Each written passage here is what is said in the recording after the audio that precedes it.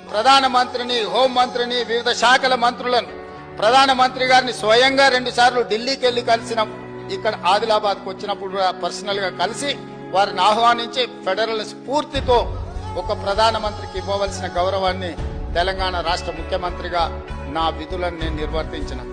ఆ సందర్భంలో ప్రధానమంత్రిని నేను స్పష్టంగా చెప్పిన, మీరు ఒక పెద్దన్న, ప్రజాస్వామ్యంలో వివిధ రాష్ట్రాల ముఖ్యమంత్రులకు ఈ దేశ ప్రధానమంత్రి ఒక పెద్దన్న లాంటి వాడు.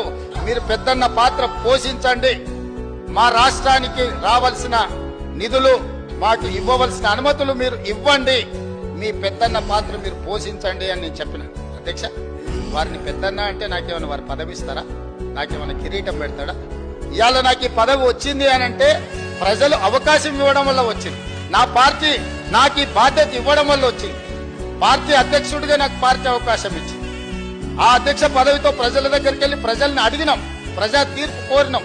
ప్రజలు తీర్పిచ్చి తెలంగాణ రాష్ట్రానికి కాంగ్రెస్ పార్టీకి అవకాశం ఇస్తే మా 65 మంది శాసనసభ్యులు సభానాయకుడిగా నన్ను ఎన్నుకొని ప్రజాస్వామిక స్ఫూర్తితో నన్ను ఇక్కడ కూర్చోబెట్టింది అధ్యక్ష.